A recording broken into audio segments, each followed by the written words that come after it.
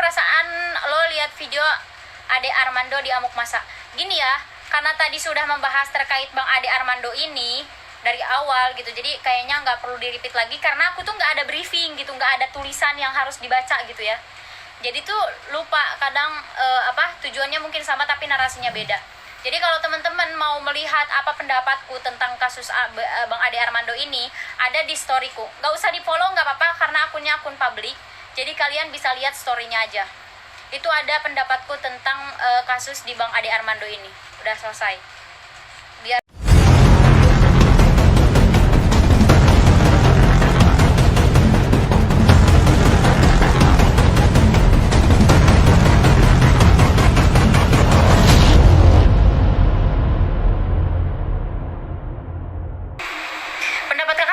demo yang sangat rusuh ini. Menurutku dari awal demo yang tadi siang ya, itu nggak rusuh loh, malah Pak LSP aja datang, wakil ketua DPR aja datang, malah bukan cuma datang gitu tapi naik ke mobil son. Menurutku, jadi kalau misalkan ada rusuh-rusuh itu biasanya dari sore ke malam, itu bukan mahasiswa tuh. Kak, kalau pengeroyokan Ade Armando itu dapat dibenarkan atau enggak? Tadi udah dibahas. Pokoknya in my opinion, segala sesuatu kekerasan dari siapapun kepada siapapun oleh pihak manapun itu tidak bisa dibenarkan. Pun sekalipun orang itu sudah menyakiti kita, sudah menyakiti apa yang kita yakini misalnya, kita tidak berhak untuk melakukan itu. Kan Rasul pernah mengatakan innama bu'itsu liutammima makarimal akhlak. Beliau diturunkan ke dunia itu untuk menyempurnakan akhlak. Kalau kalian seperti ini kepada pembenci apa yang kita yakini, secara tidak langsung kita sudah membuat visinya beliau ini dong gagal. Kan kita itu, keyakinan kita itu selalu mengatakan bahwa agama kita itu adalah agama rahmatan lil alamin.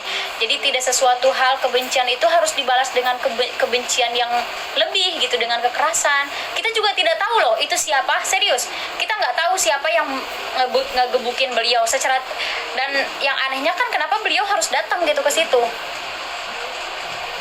Kan logikanya gitu, jangan sampai ini adalah permainan baik gitu ya dari orang-orang tertentu atau dari kelompok-kelompok tertentu yang bahkan itu bukan pihak oposisi misalnya, atau pihak yang merasa agamanya dihina misalnya, atau keyakinannya dihina misalnya. Kan kita nggak tahu sampai sekarang siapa itu.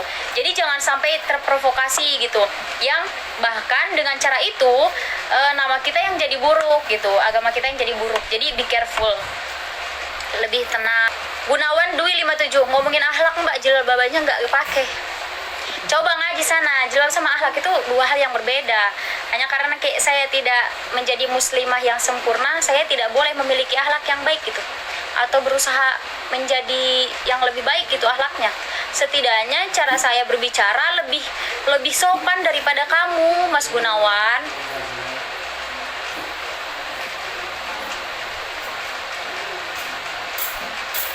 Kalau kata Tan Malaka, di depan manusia itu, di depan Tuhan saya adalah seorang hamba yang bertuhan, tapi di depan manusia saya seperti orang yang tidak percaya kepada Tuhan, karena terkadang manusia pun itulah. Pokoknya nanti saya share deh, Tan Malaka aja pernah bilang gitu.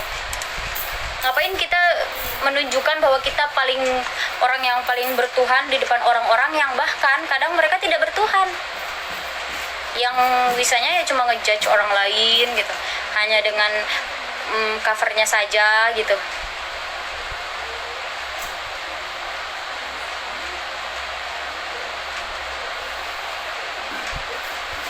Kenapa dia nggak boleh datang? Siapa yang bilang nggak boleh datang? Maksudnya kan aneh, kenapa di demo sekarang dia datang gitu, dan ketika dia pertama kali datang udah langsung digebukin begitu. Jadi beda narasinya ya. Nggak bilang dia datang, karena kan secara personal dia yang selalu pro terhadap pemerintah, dan hari ini ada demo terkait untuk mengkritisi pemerintah, beliau hadir gitu dengan mengatakan bahwa beliau setuju dengan tolak penundaan pemilu dan sebagainya itu.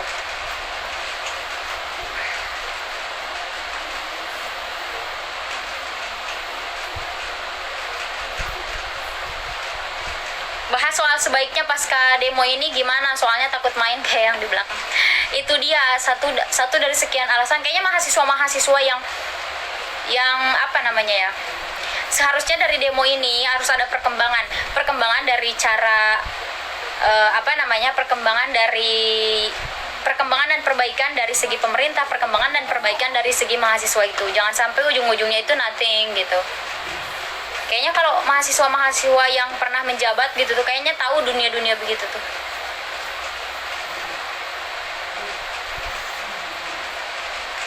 Tanggapan dong, kasihan Bang Ade politik. Dari tadi itu bahasnya itu. Kering nanti tenggorokanku kalau yang dibahas itu doang. Kalau debat lawan debat, jangan anarkis. Iya. Kepada siapapun sih sebenarnya. Bukan cuma kepada satu kelompok aja gitu, kepada misalkan pemerintah atau kepada orang-orang tertentu misalnya. Tanggapan mahasiswa dicap sebagai mahasiswa nggak apa-apa, kita nggak perlu menanggapi hal-hal yang kita tidak melakukan itu gitu. Aku pun kalau misalkan sering kok dihujat ini itu, peliharaannya itu, suruhannya ini, suruhannya itu, selama tidak pernah melakukan apapun ya udah. Wong siap kok di apa namanya? Silahkan dicek. Jadi kita tersinggung itu kalau kita memang melakukan itu. Kalau kita masih tidak melakukan, fokus aja. Nanti juga mereka akan apa ya, kata-kata mereka akan menampar diri mereka sendiri kok, dengan cara kita membuktikan bahwa kita tidak ditunggangi siapa. Ini sebenarnya apa yang terjadi di balik negeri ini berdasarkan kakak, mungkin menurutnya pandanganku ini masyarakat pertama di Indonesia ini kondisinya banyak aturan-aturan pemerintah yang mungkin tidak sesuai dengan keinginan banyak masyarakat, seperti masyarakat menengah ke bawah. Di sisi yang sama juga masyarakat itu sensitif dengan isu-isu, beberapa isu-isu seperti isu agama, isu ras gitu. Terus isu agama, isu ras dan sebagainya. Jadi ketika satu kali pemerintah melakukan atau membuat satu kebijakan yang tidak sesuai, udah jadi blunder, jadi panas gitu, karena saat ini suhu masyarakat Indonesia itu gampang banget panas, gampang diprovokasi gitu. Jadi sebenarnya perbaikan untuk membawa Indonesia lebih baik itu bukan hanya dari tatanan pemerintah saja, tapi ada dari tatanan masyarakat juga yang harus lebih adem gitu. Tapi bukan berarti kita harus diam dan menerima seluruh kebijakan yang diberikan. Jika memang tidak sesuai, dengan kritisi gitu. Aktif tapi dengan santun gitu loh. Narasi mana sih yang provokator? Aduh, padahal udah setengah-tengah mungkin gitu. Udah berusaha di tengah-tengah mungkin. Yang ini salah dikatakan salah, yang ini benar dikatakan yang ini salah dikatakan salah, yang ini juga benar diapresiasi, yang ini salah dikatakan tetap salah. Tapi emang kalau udah pemikiran kalian itu kotor ya, kalau ini apapun juga tetap kotor gitu. Ya tapi sih nggak apa-apa, karena kita itu tidak bisa menyenangkan semua orang. Yang bilang ditunggangi disewa harusnya bisa membuktikan. Sebenarnya bukti itu masih bisa dibuat-buat sih, masih bisa dibuat-buat dengan kayak sekarang kan ada tuh pesan berantai yang mengatasnamakan bais. Kalau misalkan ada beberapa petinggi-petinggi yang memang namanya sudah terkenal seperti Novel Baswedan, bahwa mereka mengkoordinator terkait aksi demo ini gitu. Dan kalaupun misalkan dibuktikan, membuat bukti bisa saja hari-hari ini tuh direkayasa segala macam tuh. Jadi ya biarin aja gitu. Yang kayak gitu-gitu tuh nggak perlu, bukan tandingannya. Biarin aja mereka mau berpikir seperti apapun. Kamu Omdo turun ke jalan nggak, just because people nggak turun ke jalan itu bukan berarti mereka cuma ngomong doang kan. Sudah dibilang bahwa hari ini untuk kita mengkritisi itu kita harus menggunakan semua arena. Kalau yang turun ke jalan, yang di platform media sosial gitu. Jadi memang untuk demo itu mungkin teman-teman yang kenal sama aku gitu secara langsung, yang mungkin berorganisasi, tahulah kalau aku bagaimana dulu sampai tidur di jalanan itu, sampai tidur di pinggir jalan karena sudah jam 5 pagi tapi masih diskusi gitu, sampai segitunya sebelum demo tuh. sampai jam 3 pagi harus ikut teklab dan sebagainya gitu. Hal-hal kayak gitu tuh udah pernah dialamin, tapi bukan berarti karena sekarang aktif di sosial media jadi nggak mau demo, enggak, tapi karena tahu I have my own way gitu. Saya punya cara sendiri sekarang dan saya sudah temukan ini gitu. Ketika ternyata ada beberapa hal yang efektif, di beberapa hal itu efektif, ya sudah gitu. Tapi bagi yang melakukan kekerasan tetap harus ditangkap dan diproses hukum. Sepakat. Karena kekerasan itu tidak bisa dibenarkan, udah gitu aja. Coba itu siapa? Siapa yang tahu nanti ujung-ujungnya antara yang melakukan kekerasan sama yang ditangkap beda kan? Sudah biasa itu. Kalau kita lihat cara-cara, susah juga sih kalau dibahas di live, nanti kena ini juga lagi. Ismail bin Mail, tidak ditunggangi kasus Bang Ade Armando, gimana coba sekali-kali bicara tentang kelompok radikal. Kenapa saya tidak pernah berbicara tentang kelompok radikal? Karena sampai sekarang jentulnya kelihatan sama mata kepala saya sendiri tuh nggak pernah gitu. Jadi kenapa saya harus membahas sesuatu yang tidak pernah saya lihat secara kasat mata saya sendiri? Itu yang pertama. Yang kedua terkait Bang Armando, dari awal pertama live itu udah banyak yang nanya terkait Bang Armando. Kamu kemana saja? Lihat aja nanti aksi demo jadi bias tenggelam karena kasus Ade Armando. Iya, sekarang aja lagi rame, udah rame kan? Tapi mungkin hari ini ada di kepolisian di bawah Pak LSP hari ini ya. Mau dibantah sedibantah apapun, fakta di lapangannya beliau bisa hadir gitu. Bisa hadir sampai naik ke mobil komando gitu. Jadi itu merupakan satu kemajuan. Sebelumnya juga beliau kan pernah mengumpulkan bahwa mahasiswa ini anggap sebagai anak-anak kita, harus dilindungi sebagainya. Terlepas mungkin sebenarnya pasti ada bentrokan, ada gas air mata yang dilemparkan, ada semburan air yang dilemparkan juga, tapi setidaknya dengan beliau hadir itu setidaknya sedikit melegakan gitu. Menurutku ini adalah sebuah kemajuan karena sebelum-sebelumnya itu kayaknya belum pernah. Bahas DPR yang belum mensahkan perampasan aset koruptor, Mbak. Gimana mau dibahas sama mereka? Koruptornya aja salah satunya dari sana keluarnya.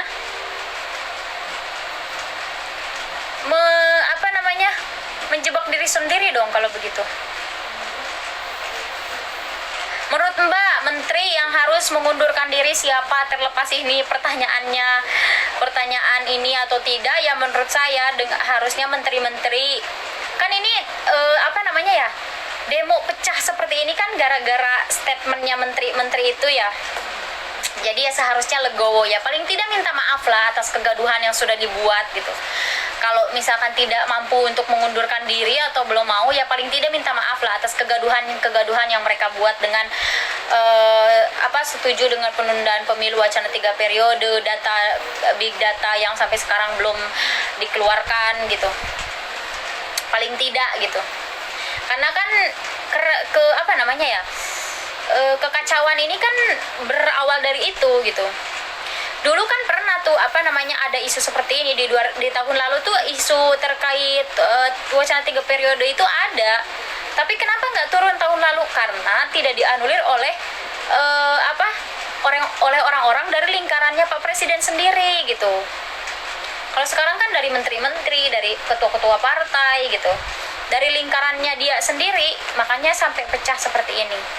Seharusnya itu minta maaf gitu, secara kalau orang yang memiliki sifat kenegarawanan itu, mereka akan berani menyampaikan bahwa dia salah dan minta maaf gitu. Radikal yang ingin mengubah ideologi negara, yang mana? Datanya mana dulu gitu. Tapi datanya yang harus si Ismail ini lihat ya, jangan cuma dari data-data yang nggak jelas sumbernya gitu. Kalau misalkan ingin mengubah ideologi negara, salah satu kader dari politikus dari partai Golkar dulu pernah membuat satu statement di Twitter. Beliau ingin membuat negara ini khilafah. Pak Presiden Jokowinya sebagai sultan pertama atau apa gitu. Itu pernah aku bahas di TikTokku.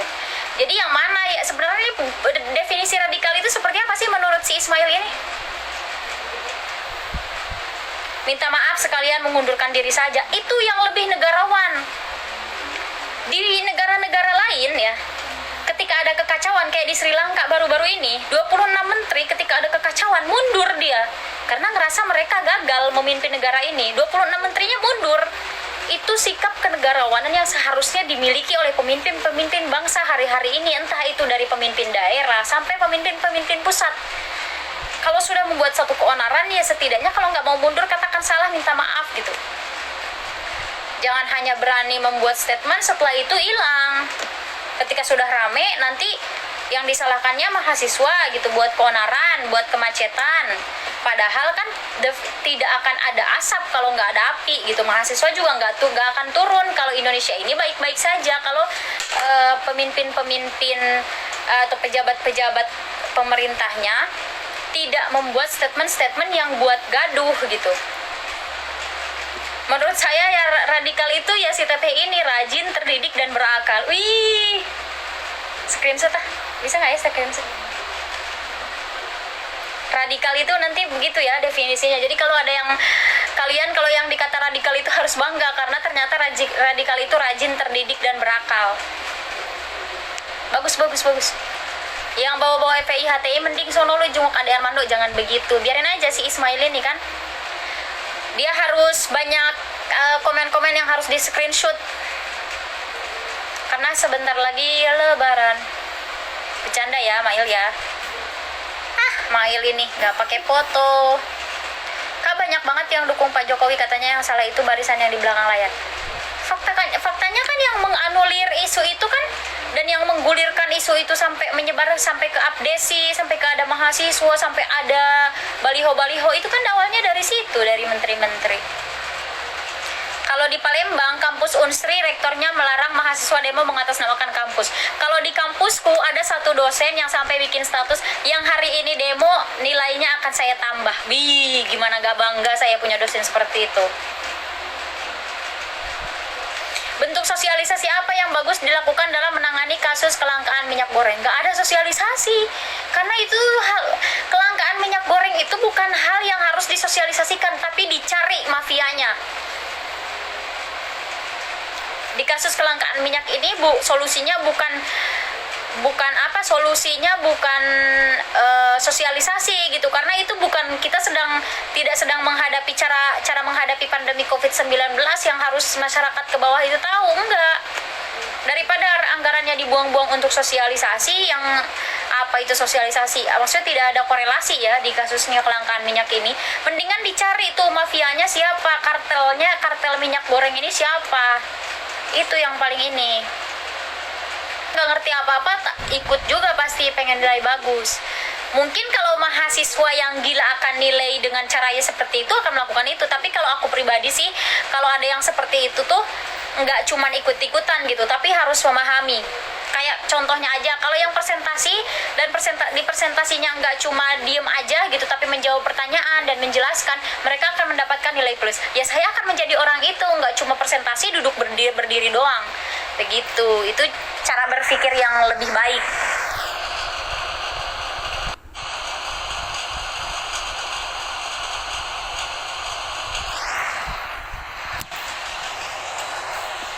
Mungkin butuh merekonstruksi struktural kenegaraannya, Kak. Kalau memang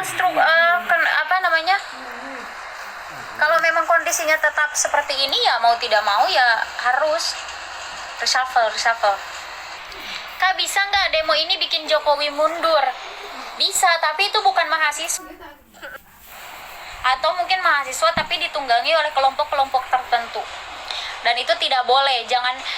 Jangan sampai menjadi mahasiswa atau siapapun kita yang jadi alat kelompok-kelompok tertentu yang ternyata dapat benefitnya itu mereka. Kamu itu hanya dapatnya gas air mata, baku hantam gitu, capek-capek, haus-haus. Jangan sampai kayak gitu. Itu coba baca lagi sejarah mahasiswa aja. Nggak perlu lah ya dijelasin di sini. Coba dilihat sejarah mahasiswa itu bagaimana dari 1906 sampai 1998 tuh. Coba dilihat. Soekarno itu yang dulu memperjuangkan berusaha untuk mengusir penjajah, dia adalah keluar dari seorang mahasiswa. Siapa lagi coba? Tan Malaka mahasiswa dulu dia ketika berjuang. Jadi yang mana yang bukan mahasiswa gitu, yang rakyat sejati, yang benar-benar rakyat sejati yang berjuang. Yang turun demo pasti ada kepentingan lah. Kepentingan rakyat emang bukan kepentingan. Menyampaikan aspirasi rakyat emang bukan kepentingan. Masa iya cuman say hello doang sama pemerintah, kan nggak gitu. Memang ada kepentingan. Tapi kepentingannya kepentingan rakyat. Negatif terus Iko tahu sih kipas angin iya, soalnya AC ku lagi airnya turun gitu.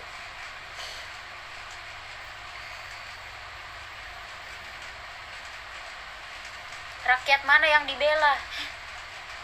Ini kayaknya yang nanya rakyat mana yang dibela yang nggak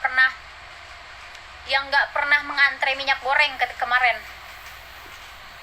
atau yang nggak keberatan dengan kenaikan PPN, atau yang nggak tersentuh hatinya ketika ada yang meninggal nenek-nenek karena mengantre minyak goreng, lansia maksudnya, sorry. Kayaknya ya, soalnya masih nanya gitu, kepentingan siapa, rakyat yang mana. Padahal sudah jelas tuntutannya. Apa saya harus pampang pamfletnya di sini? Tuntutan atau baku hantam? Nih si mbaknya nih kayaknya perempuan nih, kita cek dulu ya. Elis Lestari, 1167 pengikut. Cie Kepo, Elis Lestari. Tuntutan atau baku hantam? Kayaknya belum pernah naik turun ke jalan ya. Besok-besok kalau ada demo turun ke jalan ya, lihat. Jadi bisa setidaknya sebelum speak up itu, sebelum ngomong, sebelum berkomentar, itu punya analisis sendiri. Ini yang anarkis itu siapa? Ini yang baku hantam itu siapa gitu. Jangan melempar narasi-narasi liar. Soalnya nanti jadi malu sendiri gitu. Maksudnya kasihan aja gitu. Nanti kalau dihujat dibilangnya fanatik, nggak terima kritik, tapi kan itu bukan kritik sebenarnya.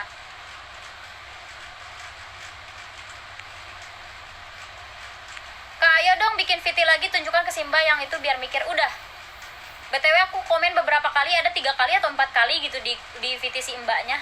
Tapi dihapus sama beliau. Kayaknya yang pada emosi dan negatif, kuliahnya pada titip absen doang. Iya, kalau nggak titip absen ini kupu-kupu, kuliah pulang. Jadi negatif kan orang-orang, untung aja malam gitu. Kalau siang udah nggak ada tuh pahala puasa. Kritik anggota DPR dong, yang pedes banget. Anggota DPR yang mana nih? Ada nih berita hari ini yang bikin emosi nih. Ketika rapat ada anggota DPR yang malah nonton video syur nih di tengah-tengah gempuran aparat negara membasmi orang-orang yang berjualan di OnlyFans, tapi anggota DPR-nya pas lagi rapat ada yang malah nonton video syur.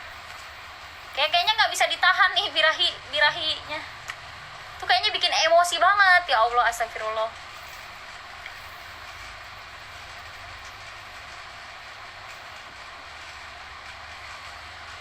Kak, yang di demo itu mana tadi? Kak, yang diutamakan demo minyak atau 3 periode? Dalam demo itu nggak ada mana yang diutamakan, mana yang nggak diutamakan gitu.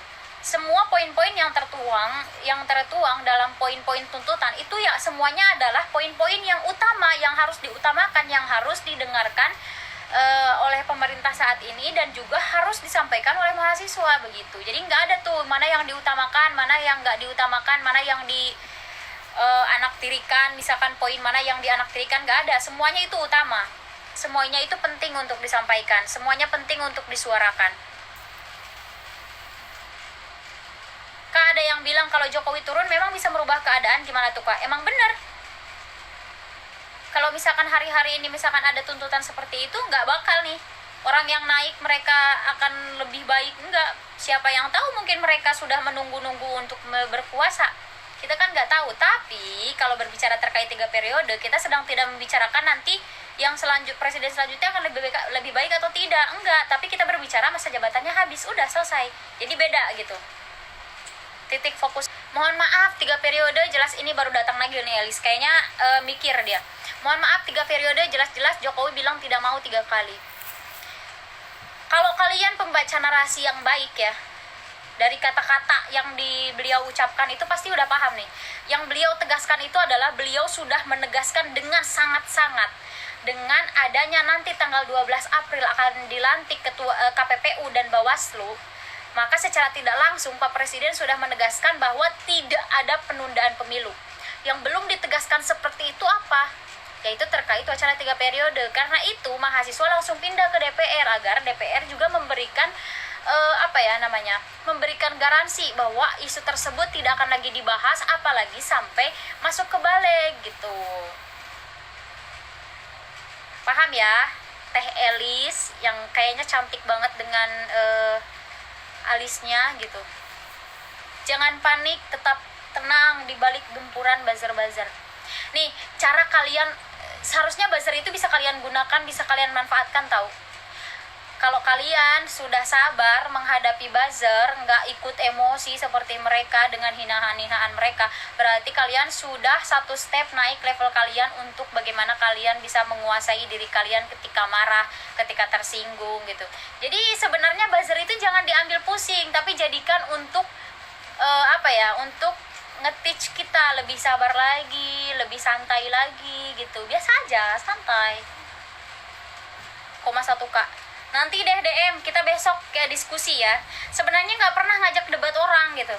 Selalu ngajaknya diskusi. Kalau misalkan mau ini, mungkin teman-teman yang sering lihat live aku nggak pernah nerima siapapun kecuali yang 1 kali yang pernah diterima live itu kan Bang Uyen, karena tahu gitu. Tahu sosoknya gitu. Ini nggak pakai profile, namanya juga nggak tahu siapa gitu. Tiba-tiba udah ayo debat kuy, kan nggak gimana ya? Nggak, si abangnya bikin narasi yang mukanya kelihatan gitu. Jadi saya bisa melihat dan menilai. Orang komunikasi kan biasanya bisa membaca dari cara gaya bicara orang tuh bisa melihat gitu. Pengen ngajak debat Kak, suka panas sama orang yang jelekin mahasiswa. Nggak apa-apa. Itu justru kita itu harus menunjukkan gitu. Emang kadang suka mendidih juga sih, tapi ya jadikan itu untuk kita bisa menguasai amarah kita. Kak, emang provokasi penganiayaan dosen UI mahasiswa sampai sekarang itu belum terungkap. Makanya tuh santai dulu, kasih santai dulu, jangan ngasih spekulasi liar gitu. Jangan sampai kita itu berpikiran negatif kesana kemari yang ujung-ujungnya kita nggak tahu siapa gitu. Di saat minyak langka malah ada bantuan minyak di salah satu partai, kan jadi kontradiktif ya. Kontradiktif. Nggak kontradiktif dong sama partainya, kan partainya tidak membuat narasi. Kecuali kalau partainya membuat narasi baru jadi kontradiktif.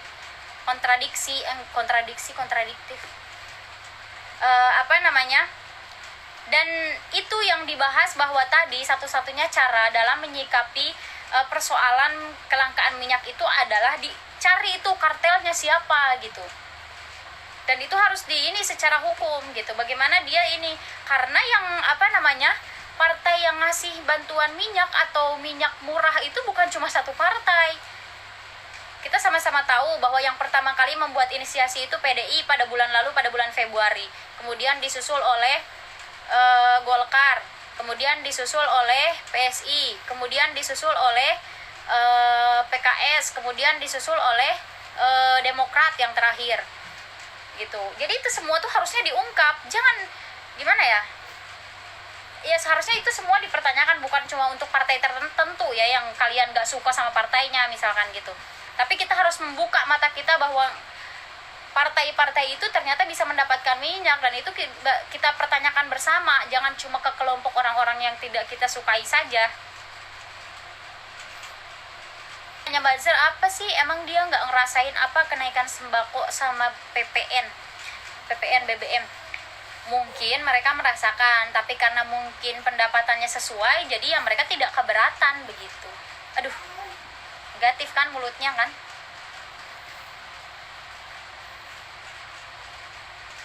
Partai 212 timbun minyak.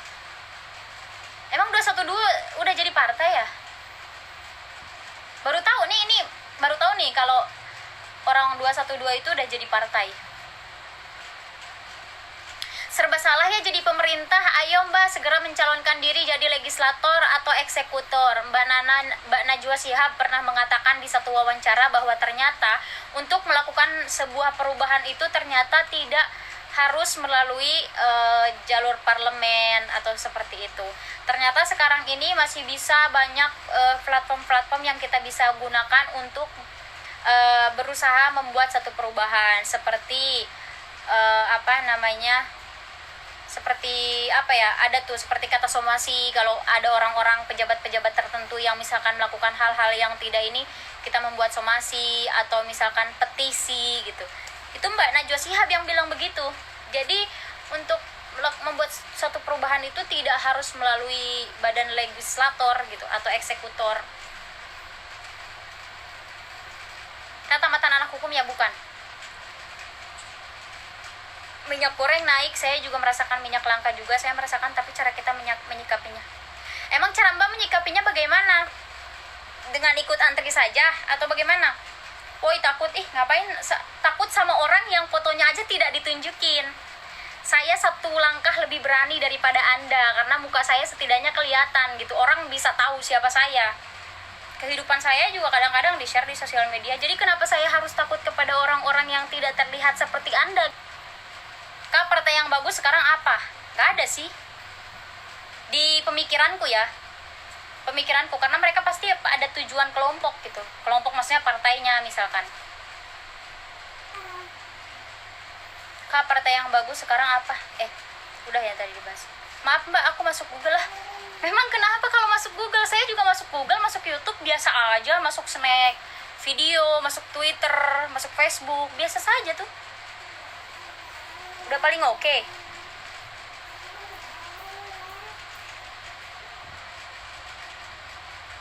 Apa perasaan lo lihat video Ade Armando di Amuk Masa? Gini ya, karena tadi sudah membahas terkait Bang Ade Armando ini dari awal gitu, jadi kayaknya nggak perlu di-repeat lagi karena aku tuh nggak ada briefing gitu, nggak ada tulisan yang harus dibaca gitu ya. Jadi tuh lupa kadang tujuannya mungkin sama tapi narasinya beda. Jadi kalau teman-teman mau melihat apa pendapatku tentang kasus Bang Ade Armando ini, ada di storyku. Gak usah di follow, gak apa-apa karena akunnya akun publik. Jadi kalian bisa lihat storynya aja. Itu ada pendapatku tentang berapa sih? Jam 22 ya? Sekarang udah jam 23.18, kita akan stop di 23.25. Ingetin ya biar gak korupsi waktu. Jadi harapan kamu ke depan itu apa? Harapanku ke depan itu ya Indonesia lebih baik lagi. Pemerintah juga kalau buat kebijakan harusnya mikir-mikir lagi gitu. Ini terus kalau buat statement juga pikir-pikir lagi. Jangan sampai kayak sekarang bikin statement terkait wacana 3 periode setelah ternyata pecah di lapangan gitu, banyak masyarakat yang turun. Sekarang hilang, nggak ada tuh mereka buat narasi-narasi lagi gitu. Jadi untuk Indonesia ke depannya agar lebih baik itu semuanya harus sama-sama kerja dan bekerja sama gitu. Kalau misalkan pemerintahnya salah diingatkan dengan cara-cara yang santun gitu. Kalau misalkan yang diingatkan juga harusnya menerima, sadar, perbaiki gitu. Kayak gitu sebenarnya cara Indonesia bisa lebih baik itu. Ya harus sebelah pihaknya maksudnya gimana nih? Sebelah pihaknya kemana nih? Pihak rakyat kah atau pihak pemerintah kah atau gimana nih? Ya harus netral dalam mengkritisi itu. Kalian tidak boleh pemikiran kalian itu ditumpangi, harus netral gitu. Tidak ditumpangi oleh siapapun, tidak dipush oleh siapapun, tapi karena kalian realize kalau itu tuh kurang tepat gitu. Coba deh ketika kalian melihat sesuatu itu kalian pikirkan secara nurani kalian gitu. Deep down kalian itu pasti tahu ini salah atau benar gitu. Meskipun kalian misalkan ya yang buzzer kalaupun ada buzzer di sini masih ada atau enggak, deep down kalian itu pasti tahu itu salah gitu. Kak masuk PKS aja biar bisa membela rakyat secara real. Membela rakyat itu nggak perlu lewat partai. Kalau kata teman-teman mau masuk partai silakan. Kalau aku pribadi tidak ada giroh partai kekuasaan ya, jadi tidak kena ngapain harus ikut partai-partai gitu. Kalau misalkan kita bisa doing something right by our own way, kenapa harus menggunakan jalan orang lain, harus menggunakan cara-cara seperti orang lain gitu.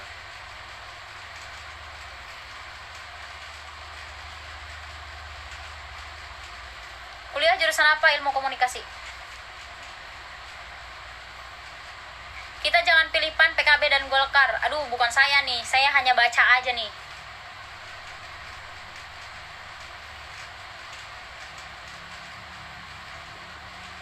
Kak, bener gak kalau menteri ambil keputusan tanpa pengetahuan Pak Presiden?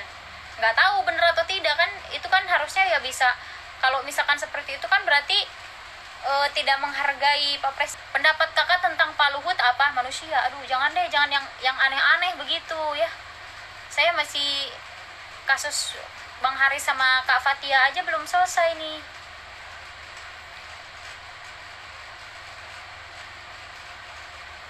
Tanggapan untuk insiden Ade Armando, baik yang baru masuk ataupun yang tadi belum mendengarkan pendapatku tentang kasus Bang Ade Armando ini, silakan kalian buka di Instagram storyku, di situ ada.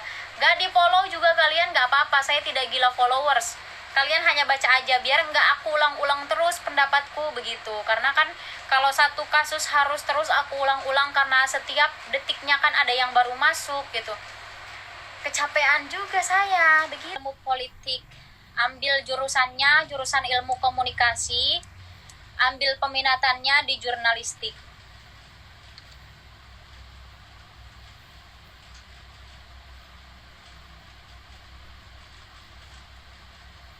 Bahas utang negara, Kak. Yang kemarin 1 bulan kurang dari 30 hari naiknya 94,32 triliun ya kalau nggak salah. Masak wagyu dong, nggak bisa masak. Belum jadi perempuan seutuhnya nih, nggak bisa masak. Bisa masak sambal mata.